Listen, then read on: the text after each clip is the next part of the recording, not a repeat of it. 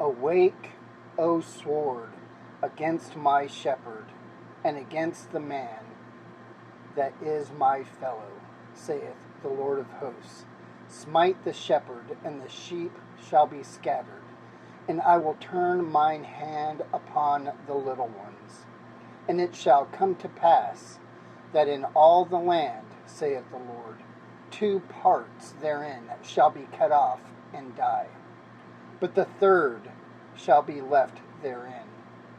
And I will bring the third part through the fire, and will refine them as silver is refined, and will try them as gold is tried. And they shall call on my name, and I will hear them. I will say, it is my people, and they shall say, the Lord is my God. That is Zechariah chapter 13, verses 7 through 9. This is Resisting Balaam, a podcast where we seek to encourage the saints to stand firm with him on his word against all the accusations made by the world, the flesh, and the devil, as we engage the culture of death that demands the sacrifice of our children. I am Callie, and as you can tell, Pastor Darren is not with us today. He is having scheduling conflicts in time with me. He's got a lot going on, so we decided that I would do a short podcast on my own, and the next time we have scheduling conflicts, he will take the reins and do one on his own. And hopefully next week we will be back together discussing topics of abolition and how it is that we ought to live as Christians in this fallen world. This is a Wrath and Grace podcast, so go check out our friends at wrathandgrace.com. Check out their app on all of the various app stores. Support us on Patreon. We have Patreon at patreon.com/resisting Balaam. Join us and help us to continue to put out content like this. You can be a member for as low as $3 a month and up to $20 a month, getting various types of swag and just the ability to help us to continue to make content and go around educating folks on the doctrines of abolition. One more announcement. I'm joining with the guys at rescuethose.com, and one of the projects that we are working on is helping to educate, in particular, the Southern Baptists that have just passed their resolution on abolition, on the finer details and the biblical support for abolition over and against incrementalism. And what they are doing is going to various mainstream conferences, Christian conferences, as well as local, regional, and state Southern Baptist annual meetings, proposing state resolutions for Southern Baptists and handing out literature. And one of the things that we would like to provide for them is copies of my book for free. So I am able to donate copies of my book for cost of printing, which comes around $4 a copy. and we would like to give thousands of them away.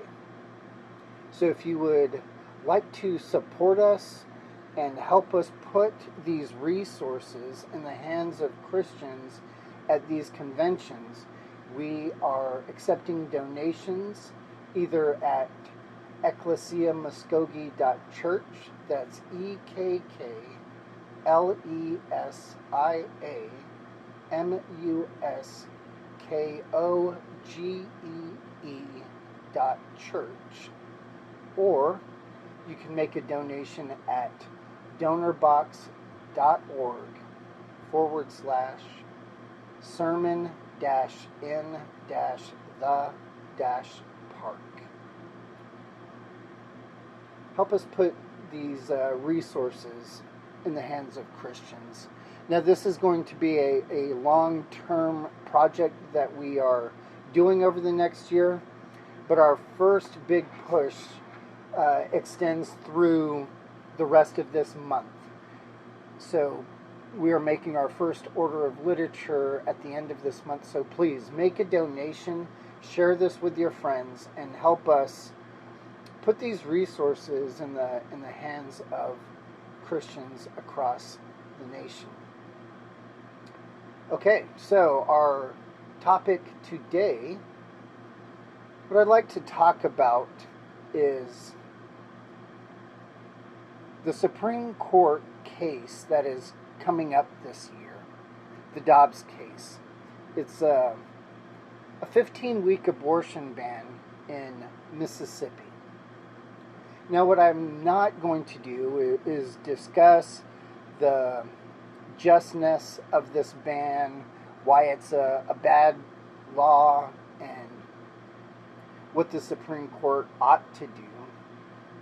But rather, what I'd like to do is discuss the possible outcomes that the Supreme Court could make in their decisions dealing with this case, and why I believe that this is going to be very encouraging for Christians in the fight for abolition. So there's this law in Mississippi that is seeking to ban abortions at 15 weeks.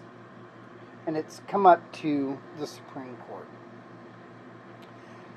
Now, what a lot of pro-life organizations are saying is that this is to fight against the Roe and Casey rulings, where it's pushing them to look at the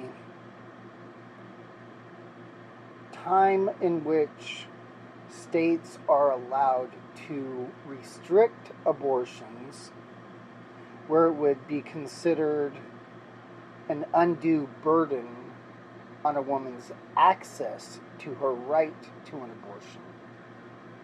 So what this is doing is trying to move the timetable forward when it deals with viability in particular.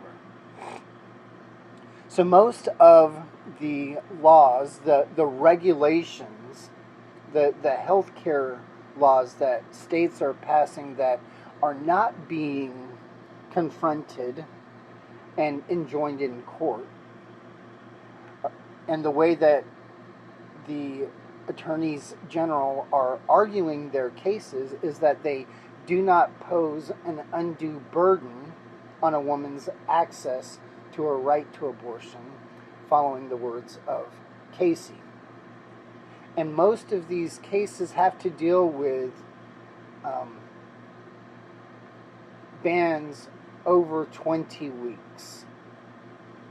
Things dealing in the third trimester in particular, and coming somewhere in the second. Because a lot of this is how the courts are defining viability, and when a woman has the right to kill her preborn child without the government stepping in and restricting her access by defining lawful medical procedures that have the intended result of the death of the child placed on the doctor. Now that's crucial because a woman can kill her preborn child in every state up until birth for any reason that she wants to, and it's not going to be considered criminal homicide. All of these healthcare laws that are being passed by the states deal with what the doctor can and cannot do for it to be considered a lawful medical procedure, the abortion, the killing of the child. And that is why they are talking about an undue burden on their access, right? So by defining which procedures a doctor can do, what the states are doing are restricting not what a woman can do, but her access to these procedures by defining what a doctor can and can't do. So what the pro-life organizations and what the state of Mississippi is saying is they are moving the timetable of restricting what a doctor can do past the point of what they consider viability into the 15th week of gestation. And this is really what the court decision is going to be about. Now, along with the court deciding to hear this case during this session, there have been a whole list of amicus briefs that have been filed to go along with this case. These are friendly briefs that are put in with the case where they're not going to be arguing in they're not giving testimony during the hearing itself, but these briefs are going to be made to the Supreme Court, and they are public for everyone to read.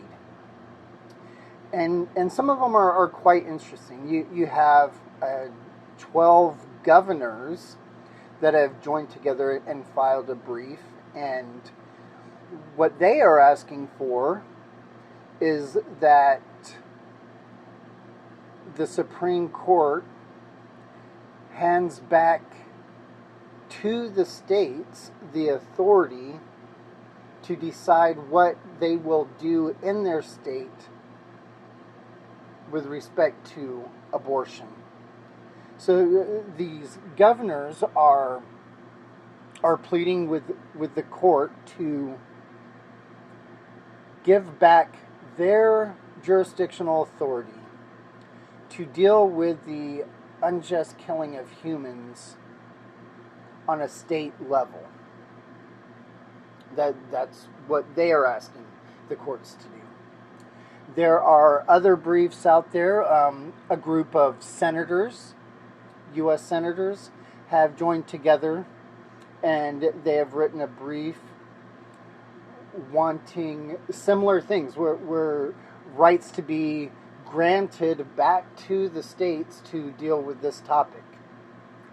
There are other pro-life organizations that have filed briefs asking the court to overturn Roe versus Wade and Planned Parenthood versus Casey altogether.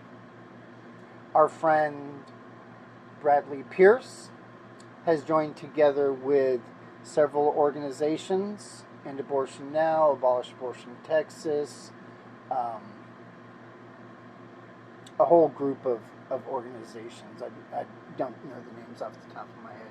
And their brief is to tell the court that their previous decisions are unconstitutional, that they ought to maintain the integrity of their court and reverse their decisions, and that they ought to give back to the states the recognition that states do already possess the authority to make these decisions on their own.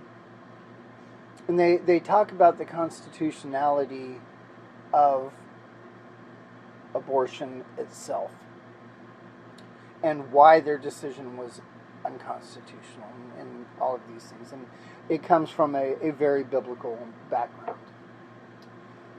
So what I'd like to discuss today is, in light of these briefs and in light of the court hearing and the possible decisions that the court can hand down,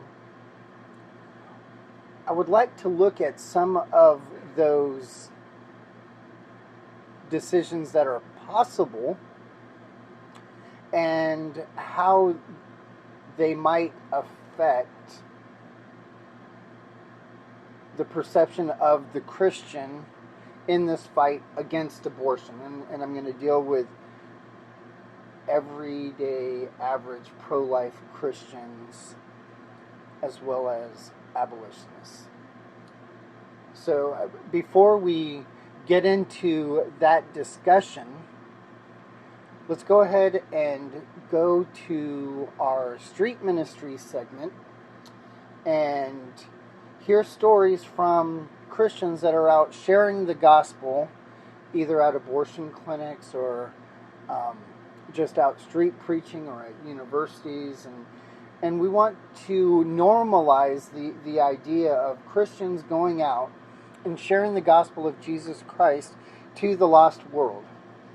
And as we go to that section, we have 2 advertisements. We have 2 sponsors. So check out Reformed Man as well as the Joyful Patriarchy Wife. So let's go to the streets and check that out. It's no secret that true masculinity is being lost. We are attempting to recapture the essence of true godly manhood, biblically balanced just as the Lord intends it to be. We do this by highlighting the interest of the everyday man and pointing them to real wisdom only found in the gospel. One of our top priorities is to shine light on and support ministries on the front lines battling the evil deeds of the flesh and Satan. A portion of all online sales go to ministries such as Resisting Balaam and Bridge Ministries Laredo to further the kingdom and bring glory to his name. So who are we? We are husbands. We are fathers. We are sons. We are friends. And we are brothers. We are Reformed Man.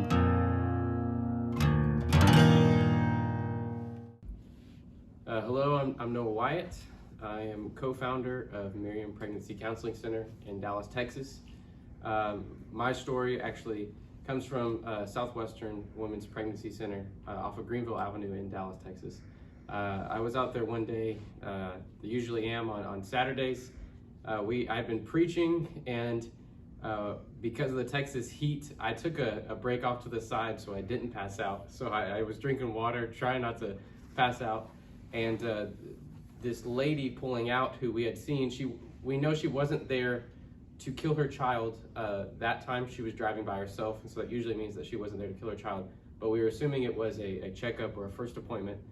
And we had already pointed her out, and she pulled up next to me to pull onto Greenville Avenue. And I got out my gospel tract, and I was holding it towards her window. I was calling to her, I said, well, it's not too late. You haven't done anything. I was quoting, I remember picking this up from John Barrows. I told her, this is the most important day of your life. Trying to share the gospel within that short window that I have. And I remember she looked over at me and we made eye contact, and then her car died. I was shocked. I didn't know what to do at first. And then I remember, like, okay, this is the Lord. I've got more time. So I said, there's a child inside of you. Jesus Christ, he's here for you. He's offering salvation of your soul. Everything that I've preached and I've said beforehand applies to you. You are a sinner, but you need to be saved by God's grace. And she looked at me, and I could tell she started crying. She began panicking and trying to get her car started, and I just remember preaching harder and harder at her. And then she eventually got her car started, and she pulled back out. I never saw her again, but we were keeping track, trying to keep track, and we never saw her return again. So I do not know how the Lord used that moment, but I will always remember that as one of the craziest experiences, because if you go to abortion mills, you only have about 10 to 15 seconds to preach the gospel. So you have to be concise and consistent and know what you want to say. And the Lord blessed in that moment and provided plenty of opportunity. It was about a minute and a half before she got her car started. So that is one of the craziest experiences, but I think about that a lot, and I pray for that woman a lot anytime I think about it.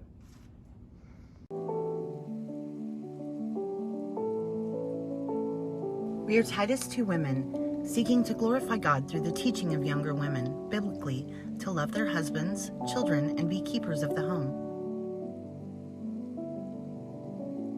Not grudgingly or as a legalistic chore, but rather to joyfully sacrifice in loving their husband and children as unto the Lord. Giving glory to God and finding joy in caring for our families in only the way wives and mothers can.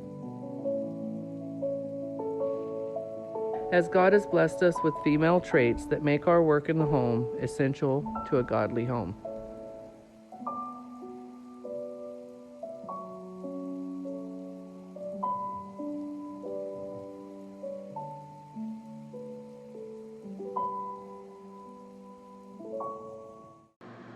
Okay, that's very encouraging, and again, we would love for you to send us little 3 to 5 minute video clips of you telling some story of going out and sharing the gospel and dealing with the spiritual nature of God doing something miraculous in this event, or some kind of demonic oppression that you have been engaged with, or positive or negative stories of what has happened as you've gone out and shared the gospel. So please send us a little 3 to 5 minute story. You can send them to either me or Darren, and you can email those to kalicore@yahoo.com. So we're talking today about this Supreme Court decision and what possibly could happen. So I believe that Clarence Thomas is the only Supreme Court justice that is willing to say that the Roe versus Wade and Planned Parenthood versus Casey decisions are unconstitutional. That there is no basis whatsoever for a woman's right to unjustly kill her preborn child. I do not believe that any of the other Republican pro-life appointed justices are willing to vote that way.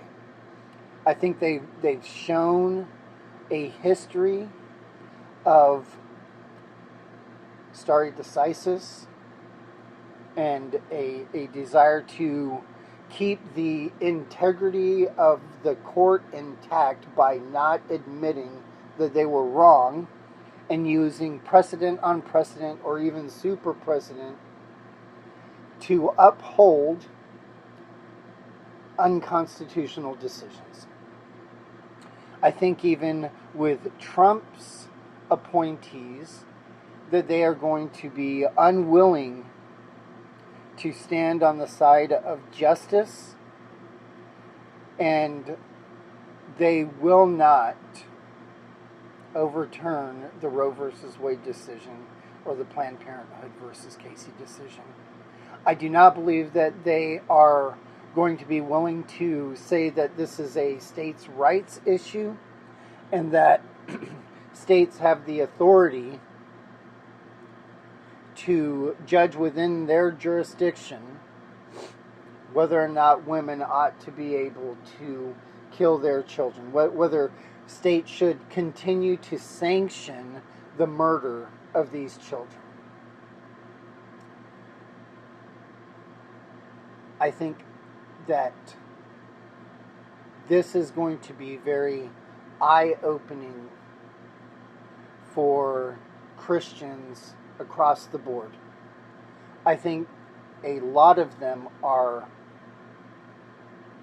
well-meaning,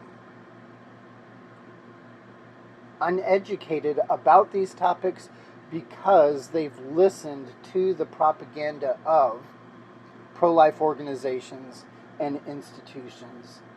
They've listened to their ethicists, to the ERLC, to these professors, to people like Scott Klusendorf. And while they believe that abortion is evil, they have listened to these leaders as to the strategy, and they really believe that by voting for pro-life Republican presidents who will appoint justices, that this is a viable strategy to overturn Roe versus Wade.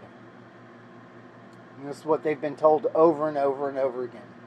And the vast majority of these people that are well-intended and want to do the right thing but have been told these myths do not recognize that for the past 50 years the Supreme Court has been dominated by Republican pro-life appointed justices.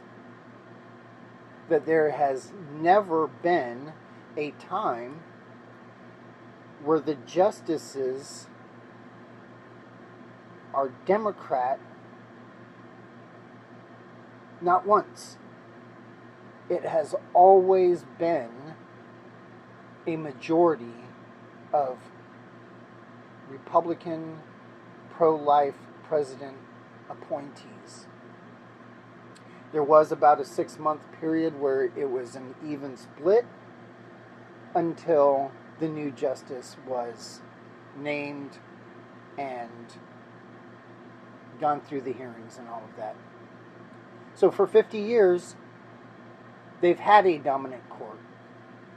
And I believe that this case is going to show them, especially in this polarized society that we live in right now, how much of a failed strategy that this is. I think there are a lot of people that believe that the court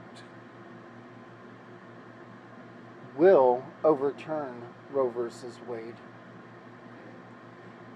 And we can see that through the types of legislation that they're pushing. Right? They are pushing for unjust legislation that is intentionally, from their perspective, pushing the court to make a decision.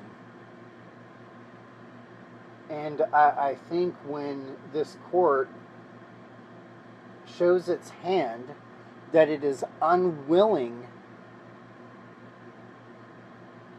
to reverse its course, that it is going to double down on a woman's right to kill her child, I believe that Christians, by and large, will be shaken into a reality of the futility of this strategy.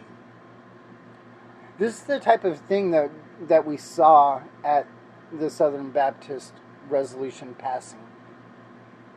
Christians thinking that these pro-life organizations and their pro-life legislators were actually trying to stop abortion, that they were doing the best that they could, and they had no idea that there was another option at all to defy the courts, to demand justice, and to just straight out write laws that say this is illegal to kill children. And I think this is going to be another case where large swaths of Christians are going to have their eyes opened to the failed strategy. They were promised with Bush, promised with Trump, vote and we will appoint these justices. And this is going to force the justices to show their hands yet again. And I think that Christians will see this and that they will be angered rightly that Clarence Thomas is going to be the only justice that says that killing children is unconstitutional. I think this is going to be a big wake-up call for them. And I think this is going to shake their support for many of these pro-life organizations, these professional ethicists, these institutions like the ERLC that have been selling them this false bill of goods. I think it's going to shake their support for pro-life legislators that are unwilling to step up for justice. For all of these organizations and pro-life leaders that are obstructing justice, that are standing in the way of abolition, I think people are going to see, since the court is unwilling to do this, and so are the governors, and so are the attorney general, and so are the legislators. They are all the ones that are blocking bills of abolition. They are all the ones that are hindering progress. They're the ones that are hindering justice. I think that the court could do a couple of different things. I think if the court makes a decision that states cannot restrict abortion through its healthcare laws into viability, that this will also have the same effect and anger Christians that really want abortion ended, that really believe that our leadership is doing a process that they are supposed to support. I think this is going to rattle that type of support. I also think that if the courts come out with any decision that is not complete and total reversal of Roe versus Wade, of an acknowledgement that states do have rights, that the Constitution nowhere mentions abortion, and that the 14th Amendment ought to be applied to all humans because we are all created equal. I think that when the court comes out with their decision, regardless of how they decide, whether they shoot down this case completely, whether they accept provisions of it,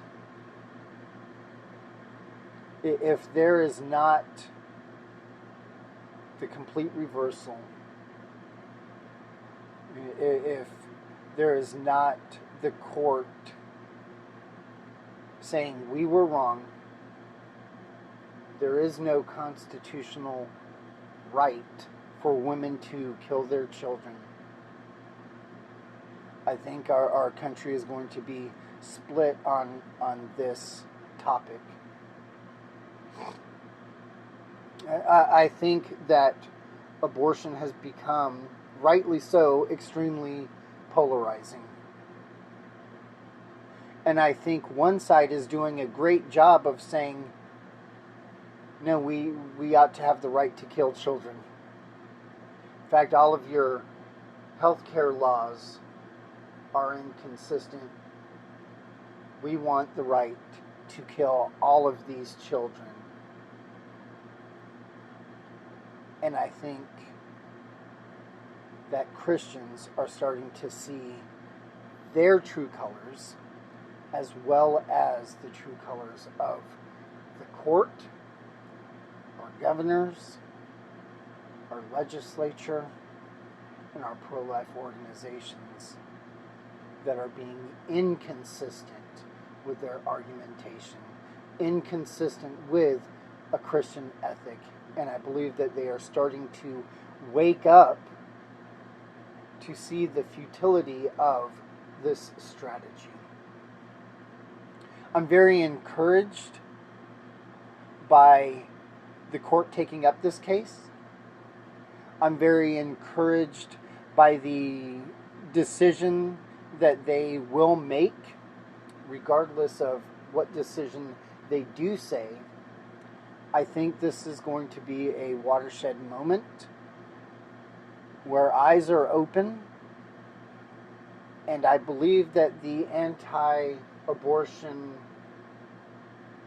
movement in general will become more galvanized, with Christians having their eyes opened to a biblical way of looking at abortion and our strategy to fight it.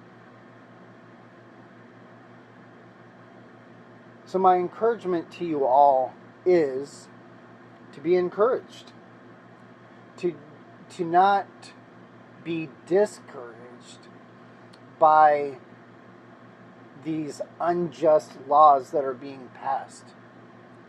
Do not be discouraged that Texas was unwilling to even hear its equal justice bill,